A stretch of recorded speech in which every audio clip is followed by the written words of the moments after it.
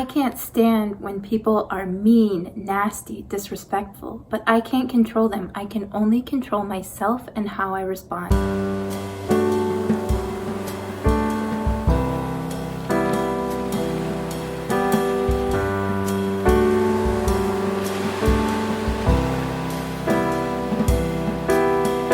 Welcome back to my channel. I'm so happy to have you here. In today's video, I am going to talk about how to never be bothered or angry with someone. That's a pretty big feat. Let's jump into it. I bless my enemy because he teaches me patience. When you can begin to look at people and situations in this way, your whole world opens up because you are stepping from a place of disempowerment to that of one of being in power. And it feels so good when someone can't control your emotions. They can't control if you're going to continue to have a good day or not, because you have begun the process of mastering that. And when you can look at everything good and bad as a blessing or as something to help you progress, I know when things are bad, obviously, it's going to be very difficult to see the silver lining and the goodness in them.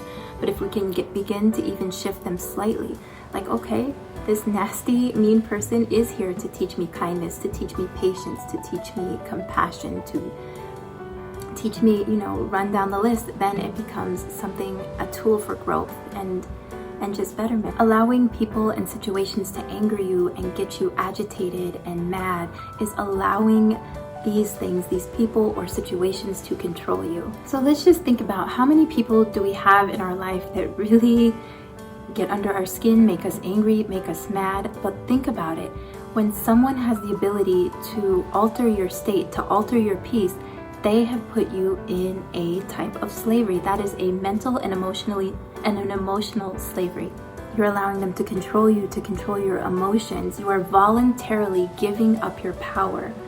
I feel like this message is so profound when we can take back our power, take control of the situation, and remain in a peaceful state of unbotheredness, and to also begin to cultivate compassion. I'm in a situation where I feel so bothered by someone, so angry with someone. How could they be so mean? How could they be so rude and disrespectful and just nasty?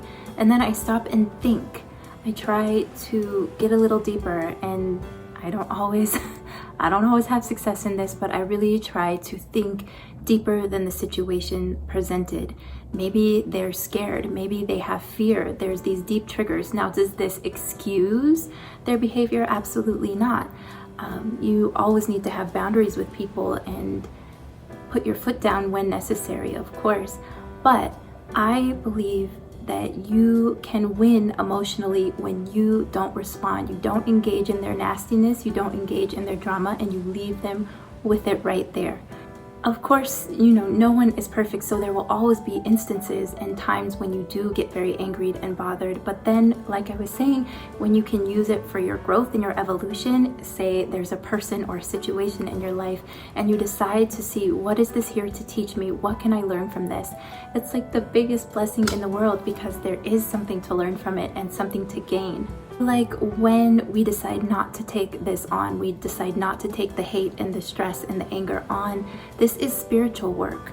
I often think that people and situations, all of it's a test to help us, and it's for us. It's here to help us evolve mentally and spiritually, and to become the greatest versions of ourselves. If things were easy and everybody did what we wanted, you'd just be dancing along, and I like good, happy time in life. But I think there is such a rich opportunity, and by saying there's a rich opportunity, I'm not condoning anybody's poor misbehavior, but this gives us a chance to shine our light. This gives us a chance to treat ourselves with compassion and not engage in people's nonsense. And sometimes you will have to put them in their place or say something when necessary, but it's so amazing when you can begin to, instead of holding this anger, the quote, anger is like somebody getting poison, drinking poison. I'll put it down below, but you drinking poison and expecting the other person to die. And literally, anger is like poison for the body. That emotion sits in our body and festers. So let's see if we can harness it to shift it in a positive way, in a way that helps us advance and grow. I never thought that talking about people or situations that make me angry could make me so happy, but it's such a cool thing when you learn that you control how you feel, you control how you respond, and you can navigate your inner world to maintain equilibrium and peace and to maintain the health and integrity of your body. When I get angry, my insides get all twisted up and I get hot and sweaty and my heart beats, and it's just not a pleasant feeling. And that, you know, are signs from our body that we're in danger and that we need to be aware and that we are ready to react, you know, to a perceived threat in the environment. But it's so cool when you can begin to take deep breaths and just see the situation or the person for what it is and not even take it on. I always have faith that everything is working out for me, and I say this to myself in my head, everything is for my highest good. From this situation, only good will come. Maybe that might resonate with you, maybe not, but for me it really helps because it allows me to be in the situation but not let the situation become me, if that makes sense. For me to not take it on and sit with it and fester. And again, like I mentioned in previous videos, I try to take the situation or the person that I'm angry with and put them in my heart. And even if I can't say something nice, I just say, I wish you well, I wish you peace, I wish you happiness, and I picture their face. And so try that on, see if any of that resonates. When someone's mean to you, there's something awry, usually within them. They are feeling unheard, unseen, unloved. They don't have any love to give. They feel threatened in some way. Something is going on with that person.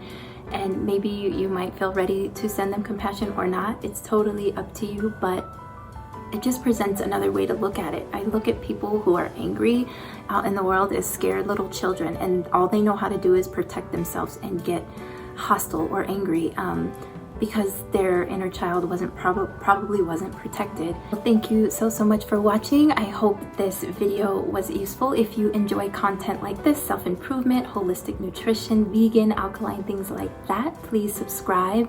And I would love to have you here, and I will catch you in the next video.